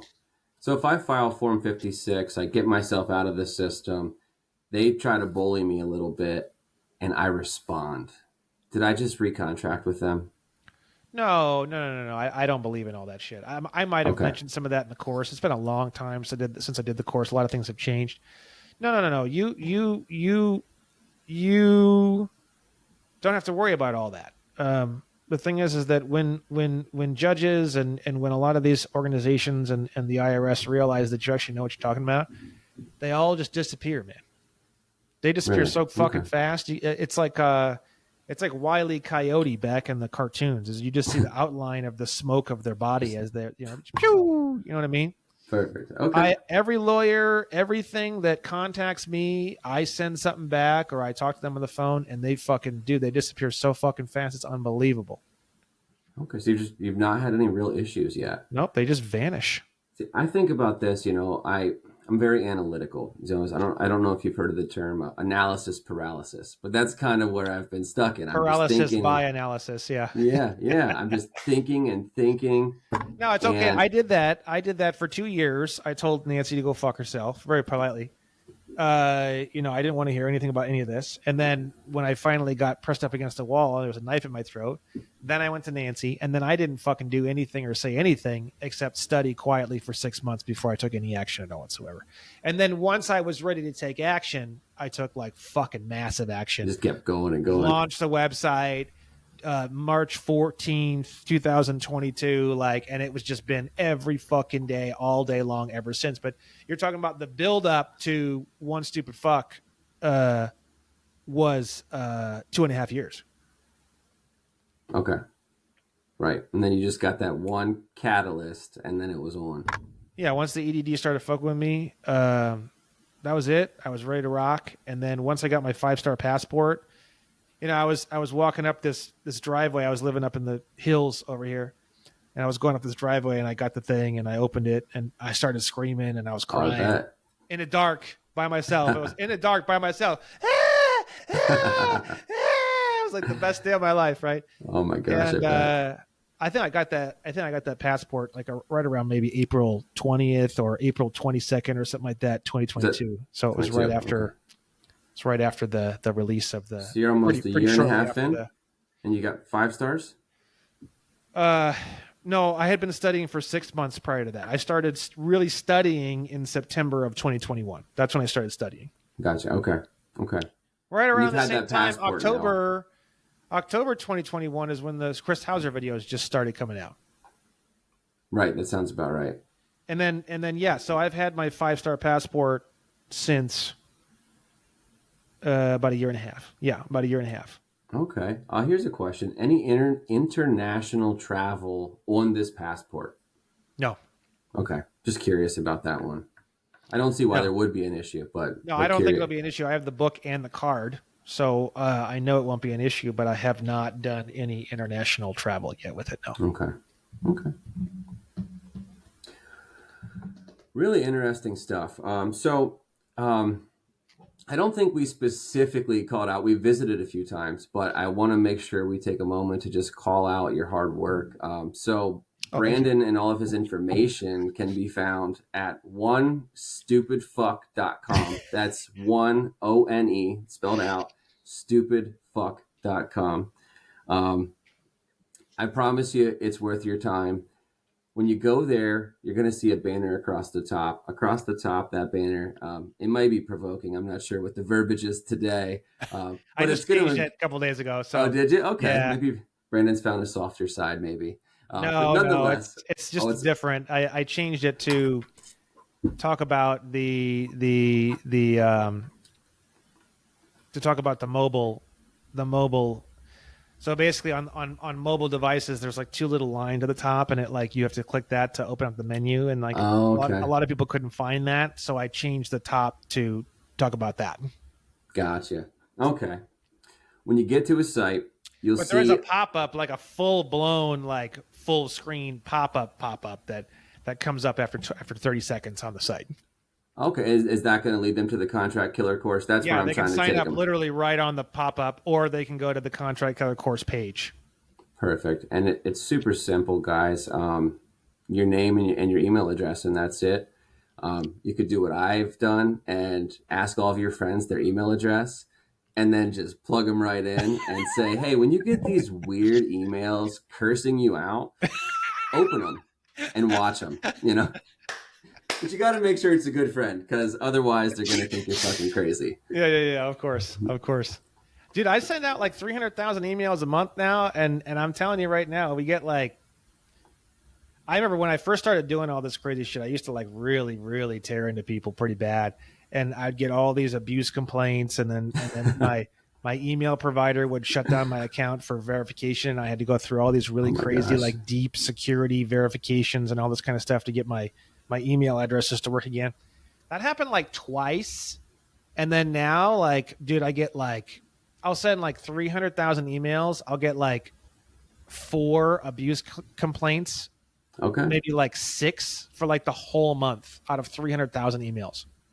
I think the people finally caught on. People finally caught on. And then like unsubscribes, like I'll send out, 24,000 emails. I'll get like 70 unsubscribes. That's great. Wow. So the content is getting out there. Yeah, so it's hot. This is hot. And I go through and I get irritated, like kind of like I'm getting right now. And when my open rates get below maybe like 55%, I started to get kind of irritated. And what I do is I segment off the list of all the people who haven't opened the last few emails that I've sent out, and I just fucking go at them, bro, like as hard as fuck. Like, fuck you, motherfucker, is like the subject line.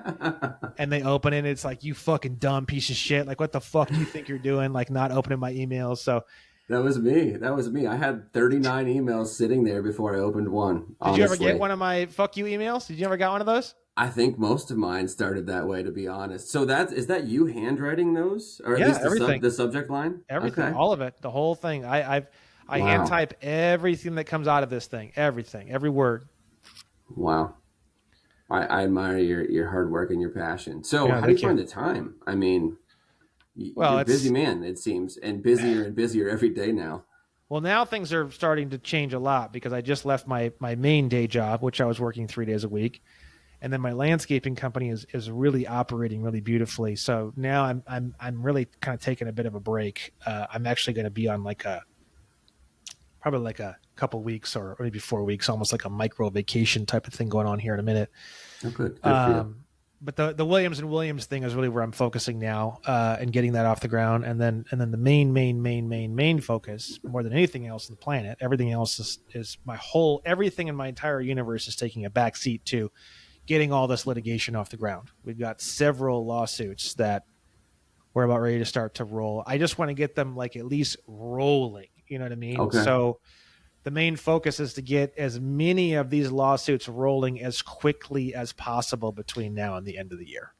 Awesome. And so your plan as of today, you're going to keep all of us informed, your followers. You're going to keep us informed. Oh awesome. Yeah. And then there's an app called the Pacer Monitor. People can go on there and they can look up the court cases. I'll have the court cases all listed, and it'll all be public information. It is, whether you like it or not. When you file a lawsuit, it's all public information, whether you want it or not. Right. Okay. Unless you request for it to be sealed or something, but that's usually only under really crazy circumstances. So all the documentation, and everything that you want to find online, you can find it, and you can download all the PDFs of all the different documentation of everything that I'm going to be sending, everything that these various organizations are going to be sending as defense or as motions and all this kind of stuff. And as I learn this stuff, I'm going to be doing more videos for the advanced course. I'm going to break down all the documents. Why did I write this way? Why did I open it this way? Why did I motion for this? Why did I do this? Telling stories of the court procedures and how it works and all that kind of thing. And I highly doubt much of anything that I'm going to be doing is going to be going to trial. And the reason why is because I'm excited about going to trial, man. I want to go, man. I want to. Oh, really? Okay. I'm a showman. I you know what I mean? Like, I can see that. Just like my videos, man. I'll go in there with a fucking top hat. I'll be dancing around, man. Holy shit. I'll be doing break dancing on the tables and shit. So I think the lawyers will know that my presentation is so good. I can give my whole presentation without having any notes. Right. So You've done that today, right? yeah. So if I wanted to, let's say, for example, do a presentation in front of a jury, I could do it literally without any notes. I could teach infinite money. I can teach becoming a national. I can teach taxation. I can teach all of it from heart. So the thing is that to them is the most terrifying thing. They've never ever seen any human being ever in the entire history of law be able to do something like that. To my knowledge. To my knowledge. Gotcha. Because I'm over here, I've spent like, God knows how many thousands of hours on this, so it's like, to them, it's absolutely terrifying. So I don't think I'm ever going to see a courtroom, but there is a part of me that I would like to see a courtroom. So we'll see how it goes. Okay. Well, I wish you the best on all of this, of course. Thank you. I can't wait to learn more. Can't wait to see what's happening. So Williams and Williams, are you going to be offering services to the public as well? Or are you just I already do now. I already do. You can check it out. Okay. Awesome. I got a whole services page. I got a questions and answers page. I got tons of info on there. A lot of good stuff. I have an article section. I'm writing articles and putting them on there that are really cool. So there's a bunch of great shit on there. You should definitely check it out. It's good stuff. I definitely will. All right. Well, I can see you're getting tired. It's getting a little late over here as well. Yeah, this is a great point for me. Yeah, this is perfect. Okay. Yeah, I know you said you want to try to keep it to an hour and a half. I want to respect that for you. Hopefully you get a chance to come back in the future. I'd love to have you back if you're willing. Oh, yeah, definitely, dude. So, any final words, any message to the people? Honestly, you've been an inspiration to me because I see myself in you, except for apparently you're less of a pussy than I am. And you actually went out and did everything. I've been studying this forever and, I have these crutches. I have a beautiful 2-year-old daughter, and everything for me is I cannot get locked up away from her. And it's always just flowing through my mind. That's that one piece of fear that they can use against me. And so I'm always trying to just guarantee myself that no matter what I would do or try, I'm safe and I'm never going to get taken away. Well, because I get this a lot from people, I always say the same thing in response to that, is that if you don't do something about it, your daughter's going to wake up in a dystopian nightmare. And I do agree. And that's why I'm here right now. I'm on that teeter-totter, and I'm tipping over the edge. I'm ready to take I understand. action. I'm trying to get my fiance primed for, I plan for the worst and hope for the best, right? So I'm trying to get her primed for what the worst could be, which I don't think is me behind bars for a long time. But I do think living in a semi-rural area where, judges can kind of do what they want and cops can kind of do what they want, I wouldn't be surprised to, do some overnighters, depending on what I was trying to do, or be held in contempt of court or something like that. And I haven't had a peep from nobody, dude. I haven't had a peep from nobody. I mean, it's just the fear. The fear is paralyzing. I had one law firm that sent me one letter, and then I sent them back a conditional acceptance, and then they sent me back a letter saying, "Oh, never mind." Really? Yep, wow. That's it. And I have that letter. It's from Israel, Sessions, and Shardle, which is hilarious. I have that. I can actually share that real quick too. This is from love to see it. And then I have to run. But this is my. This would be a great closing. This is one of my crown jewels. I don't have a lot of stuff because nobody bothers me. I'm sort of like the old man in the shack that no one bothers. I just don't ever get anybody bothering me. I can pretty much do whatever I want. I drive my motorcycle around, dude. I'll just be like cranking like 135 and shit, like in between cars and shit. Like I have a 1200cc motorcycle, or like I'll be driving in the carpool lane, 100 something in my car. I'll just do like whatever, like wherever. Cops just drive past me, bro. They just drive past me because I feel like it becomes a spiritual thing at a certain point. You can just kind of see your aura, and they just know better. You just don't have any bone to pick with them. You don't have any. You don't have a fucking combative bone in your body about it. It's so goddamn cold that it's almost like you just become invisible to these people, like physically invisible, right? But this is from quite a while ago. This is from November 3rd of last year. Okay. This is when they had sent my accounts from MX to Alltran for collections. Okay. And then they hired Sessions, Israel, and Chartle to go after me through the collections company and through MX, right? And then I sent them a letter, which is kind of long. We're not going to go through that, but it's a conditional acceptance.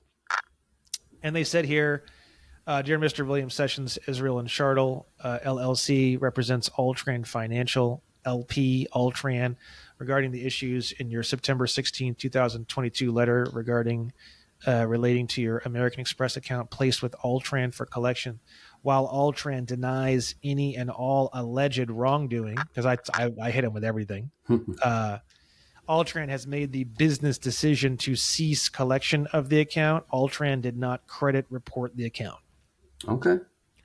And then it says here, please contact me if you'd like to discuss further. I actually emailed him at this email, jbrody@sessions.legal, and he never responded. Nobody ever. That's always what happens to me. I'll actually reach out to these people. I'll reach out to the IRS. I'll reach out to these people. I'll reach out to anybody. I got no fear. Now at this point, I had a lot of fear for a long time. Back then, at this point, I got no fear really. Or in a lot of situations, I don't have any fear, depending on what we're talking about. But I'll reach out. Hey, how you doing? I'll fucking have a coffee with you. FBI could fucking call me up, have a fucking coffee with the FBI. I don't give a fuck, right? But when you behave that way, they don't want to talk to you. Right. That makes sense. You're too confident. It's too much. Yeah, it's just like, fuck it. We're never going to get, we're never going to get anything with this. So just fuck it. Just give it up, boys. Pack it up, Yeah. Also, there's no hostility. There's no like fucking nothing. Not only that, but I always joke too. It's like if the CIA or the FBI or the IRS or anybody else or Alltran or any of these, you wouldn't even need to hire a fucking PI. Everything I do is on the internet. Everything I fucking talk about, everything I like, women, fucking motorcycles, everything. My whole fucking life's on the internet. It's like, I mean, a public investigator investigating Brandon Joe Williams has got the cushiest fucking government job that's ever existed since the fucking dawn of humanity. There's nothing to fucking find. What are you looking for? I mean, there's nothing I even like, oh, I love women. Like they hit me up and I fucking love it. And I go out to fucking drinks. Like I don't care. Like I got nothing to hide, bro. Like I love what I love. I love motorcycles. I love beautiful women.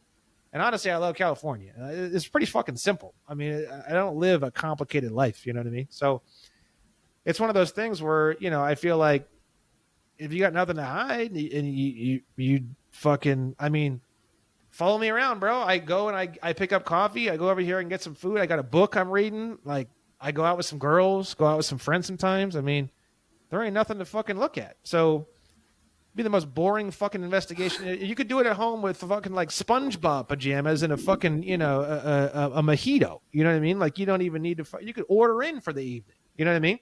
Gotcha. So it's kind of interesting because I only do things that are legal. Everything I do is legal, and I verify that everything that I'm doing is legal before I do it. So I don't have any concerns. You know what I mean? Perfect. So everything goes on the internet. I mean, almost every single document I've ever even sent or produced, besides little stupid things like little letters and shit like that, it's all online or in a video. I mean, there's only one recently that I can think of that I never made a video for, which was when I bought my new motorcycle. The Department of Motor Vehicles sent me a title and registration, and I was like, "What the fuck? I never signed up for this." And I sent him a whole fucking boom. I hit him really hard, and I sent it all back, and I said, "You destroy all this shit immediately, or it's securities fraud. I'm coming for you." And they sent me back a letter. This is hilarious. They're getting fucking sued. The DMV. Oh man, they're getting sued. Really? I can't wait to sue. Who is the DMV. MSO? I got to hear that piece. Me, I got it. I got the original. Me and the fucking general manager of Burbank BMW Motorcycles filled out the original manufacturer statement of origin. The fucking original on the back. It looks just like the title, the certificate of title. We filled that shit out with fucking live blue signatures with ink pens, bro. Like it was fucking 1920. It was and beautiful. You still hold it yourself. Got it right here. Got it in my And files somehow right here. they managed to get that information. No, so what and try to happened suck was you in. no. So what happened was is that the general manager of and I'm gonna do a whole video on this on the advanced course at some point. I haven't done it yet, but I'm gonna do it. I was kind of waiting to see exactly kind of what I wanted to do and how it was going to work and that kind of thing. Because I'll probably do a lawsuit and then we'll do the full timeline. I got the motorcycle. They sent me this. I sent them this, and then they sent me this stupid ass fucking letter back. And then now there's a lawsuit. And then ideally it would be like, here I am getting paid $10 million because they're fucking retarded. That would be the ideal situation, right? And then we could do a whole video breaking down the whole fucking thing A to Z timeline wise. Or multiple videos. I don't like doing multiple videos because then it's like, here's one, and then maybe I'll do other videos, and then like way later we pick it up again, and it's like, well, wait a second, what was up with that? And then it's like, oh, I can tell them like, oh, go review video number 6 or whatever. Like, I don't know how I want to do all this yet, so I'm just kind of chilling on that. But anyways, the general manager, when I bought the motorcycle, he's like, you need to fill out like just the basic information, and all it was like, you verify this is the VIN number. You verify that it has no miles on it. There was a power of attorney section. I said, I ain't signing any power of attorney. He said, no problem. You don't need to sign that. I didn't sign none of that shit. It was just like, I verified this is the VIN number. Literally, that's all it was. And I sent that in. And they printed off a fucking certificate of title. They printed off fucking registration from that. And I'm like, you gotta be fucking kidding me. That's securities fraud. That's horrifying. So I hit him with this whole thing. I sent him evidence of my trademark. I sent him that I have the original MSO. I don't want any of this shit. You need to destroy all of this immediately. You can't put the principal's, the all caps name on anything because I have a trademark on it. Like, you put it on anything, it's securities fraud. And I said, you have 30 days to fix this. And they sent me back this fucking goofy ass, stupid ass letter. I can show it to you. Yeah. Let me see. Speed. Boy, this letter pissed me off, bro. I haven't been this fucking pissed off. I don't normally get very angry about things, but boy, it pissed me off. And I said, that's it. I said, DMV is going to the top of my fucking lawsuit list. And they are. They're going at the top of my lawsuit list. So here is the response that they sent back from that letter. Or that conditional acceptance. Now, what's cool about the law firm, I haven't even tested it yet. It's going to be fucking badass. Is now I'm going to have a whole letterhead. I'm going to have my logo on there. It's going to be from a law firm. It's not just going to be some fucking retard named Brandon Joe Williams. It's going to be like, there's going to be a lot more oomph to it. You know what I mean? But here's the letter from the California Department of Motor Vehicles. You have Brandon Joe Williams. This letter is in response to your recent correspondence. And my correspondence was not mean. It was just very, very firm. It was like daddy energy, right? It was like, That's what look, they you need. can't be spilling shit all over the carpet. That was the energy, right? So the Department of Motor Vehicles and its employees disagree with your statements and will not be bound by them. Which right away, even if it just would have said that and it would have said thank you at the bottom, it would have been a lawsuit, a $10 million lawsuit right there. Okay. Mm-hmm. Every person within the boundaries of the state of California is subject to its laws and must comply with the California requirements for licensing, registration, and insurance in order to operate a motor vehicle on public roads, which is all of that is untrue. The true, right. If that sentence was rewritten to be true, it would say every U.S. citizen within the boundaries of the corporation called State of California, which is located in the District of Columbia, is subject to its laws and must comply with the District of Columbia requirements for licensing, registration, and insurance in order to operate a commercial motor vehicle on public roads. Now, that would be a true sentence, okay? Right. Under California law, driving a vehicle, which by definition driving means commercial activity per Title 49, actually, even in the California, if you look up, you can even look it up. Actually, it's actually hilarious. Definition of automobile in California Motor Vehicle Code, and you can actually look it up right here. California DMV. An automobile is a passenger vehicle that does not transport persons for hire. It's pretty clear. This includes station wagons, sedans, vans, and sport utility vehicles. So an automobile is not, by definition, a motor vehicle. We have to find that and search around and stuff like that. A commercial vehicle is a vehicle which is used or maintained for transportation of persons for hire. See? Automobile does not transport persons for hire. Commercial. More clear. So what's so funny is the DMV literally has this shit on their own fucking website, bro. Like it's so funny. With your opinion. Yeah, you disagree with my opinion, right? We're gonna have fun with the lawsuit on that one, right? So under California law, driving a vehicle is a privilege granted by the state through its power to regulate traffic. Now, traffic means commercial as well. Mm-hmm. It is not a right, regardless of whether the travel is for personal use or commercial gain, which is hilarious. We just covered that. It's totally separate. There is a right for personal travel, correct? DMV does not have the authority to exempt you from licensing and registration laws. Now you have the authority yourself. It's that sentence is actually just false in every direction because first off, you don't need authority or licensing to do anything non-commercial. And second off, even in the commercial world, the answer is yes, the DMV does have the authority to exempt you from licensing and registration in the commercial world. So it's actually like wrong in every fucking direction, that particular sentence, right? Additionally, California law establishes punitive measures to be taken when a person operates a motor vehicle, which is commercial motor vehicle, wouldn't be an automobile.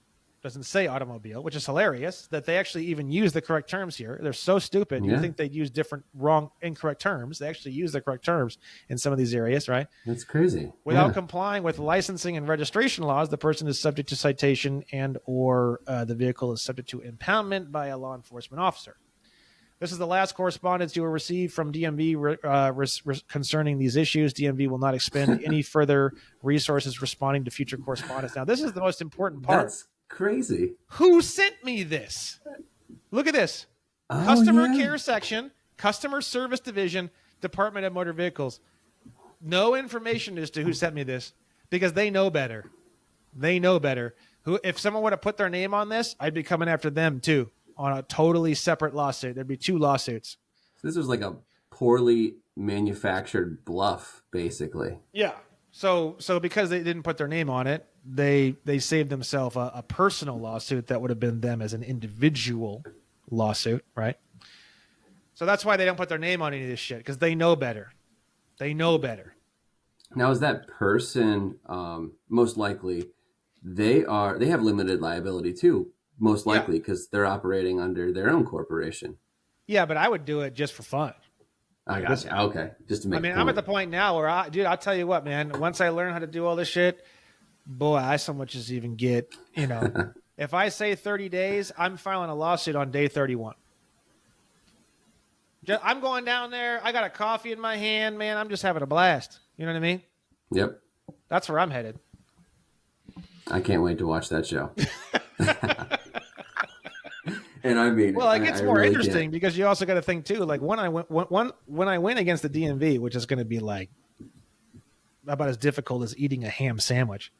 Do you realize that anyone in the entire state of California who has a driver's license, who has ever paid for registration, or who has ever gotten a certificate of title from the DMV can hire me to litigate against the DMV and they will win? Literally, that's how easy it's going to be. But here's the ad. Here's the Facebook ad. Do you have a driver's license? Congratulations. You just got millions of dollars. Literally. That's the ad. So when you mentioned suing for like millions of dollars, is that something that's going to go through, or my question, I guess, is based on the amount?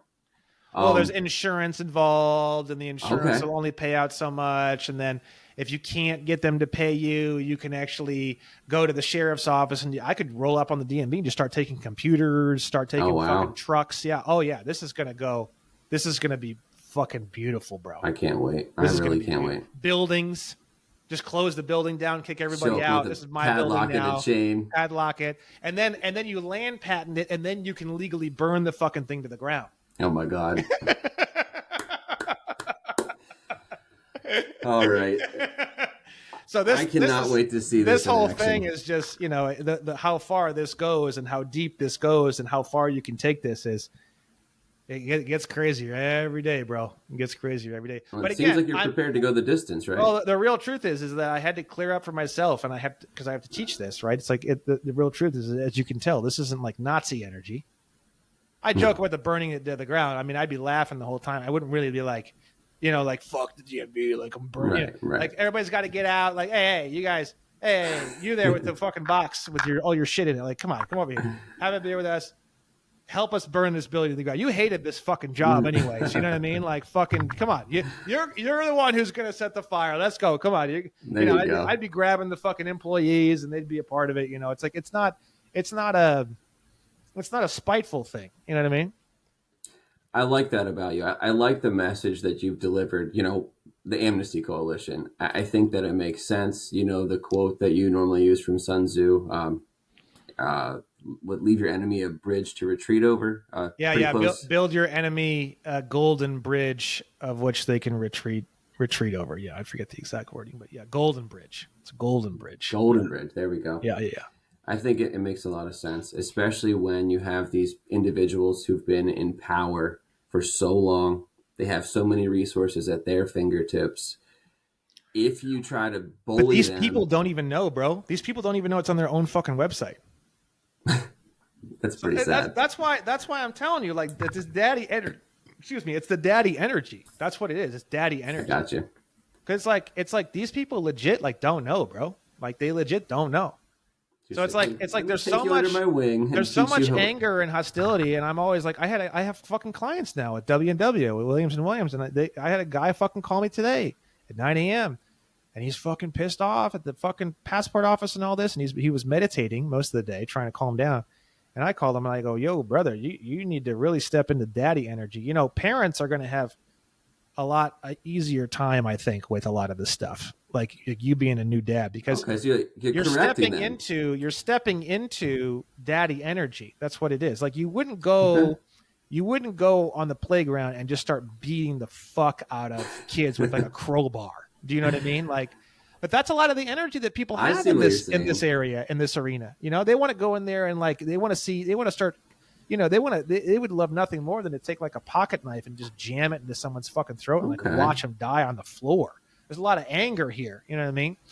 And the thing is it's actually you really got to step into that like maternal paternal energy. It's more like, all right, the kids don't get it.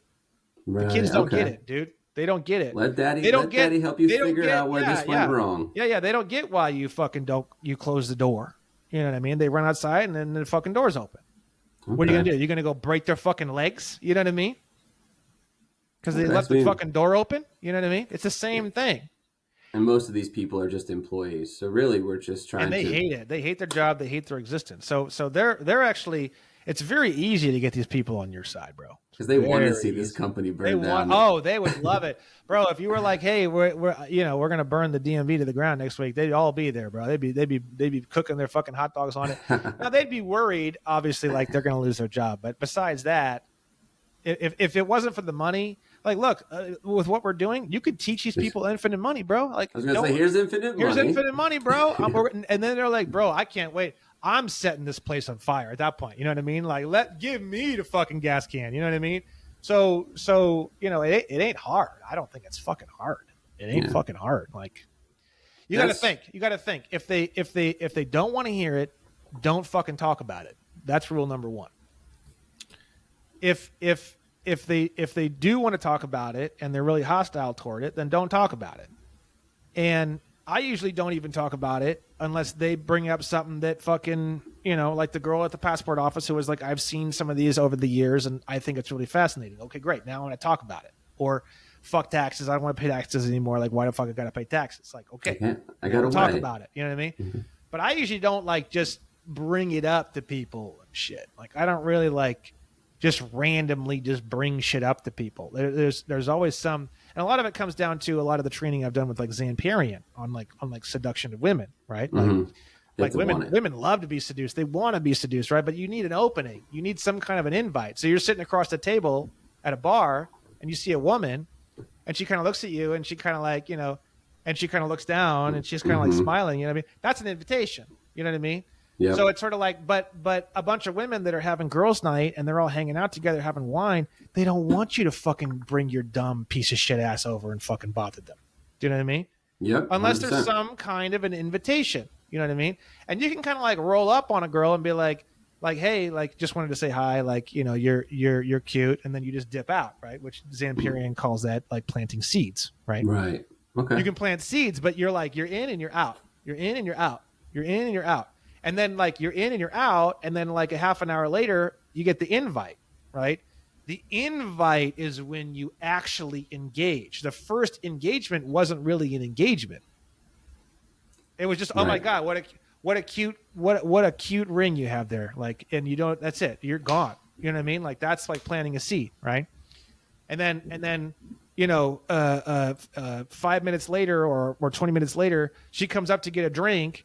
There's nobody sitting at the bar, but she comes up right next to you, literally not even fucking 3 inches from you to get her drink. It's like, okay, that's the invitation. You know what I mean? Like, yeah. So I don't stretch an invitation or I don't engage in a conversation unless there's some kind of opening. That's good advice. You know, otherwise you're setting yourself up for I've been pushy in the past, and then when you're pushy, why are you always so fucking crazy? You know, I've got a lot of good friends and family who, it's interesting because people are so comfortable with cognitive dissonance, but very often it's, you know what, the things you're saying are probably true, but I just don't care. And that's always been hard for me to accept, but there are lots of people like that, and I've learned over time you have to give them the time to care. And well, if that's they the don't, seed. You just seed it out. That's it. Because I'll tell you right now, fucking Nancy Kramer, she fucking seeded me, bro. She fucking seeded me for 2 years. For that. Yeah. And she brought it up every fucking time she saw me, bro. And she's not pushy at all. She's super fucking like the best fucking, she's the best, right? She was just very chill about it, but she would bring it up every time I saw her. And I saw her probably twice a year, right? So 4 times, 6-month gaps that she would bring that shit up. You know what I mean? Yeah. Before I finally had a situation in my life, and then before I got people fucking calling me. Oh my God, Brad. Yeah. You know what I mean? And it's like, bro, I've been telling you about this shit for like 8 months, bro. Like, and now what do you want me to do? You want me to come in and like save drop everything? Drop everything and save now. Yeah. Yep. You know? So it's all just seeding. It's all just hit and run. You know what I mean? It's seduction, bro. It's all the same shit. Like you study seduction, and it's all the same shit. It's like literally all the same shit. Makes perfect sense. Well, I don't want to keep you any longer. I know you got to go. I'm very grateful for spending the time with me. And everybody, make sure you get out to the website, onestupidfuck.com. See all Brandon's hard work. It definitely will be a benefit to your life. Awesome, man. Thank you so much. Right. Thanks, Brandon. Later, buddy. See ya. I'll hang out for a minute.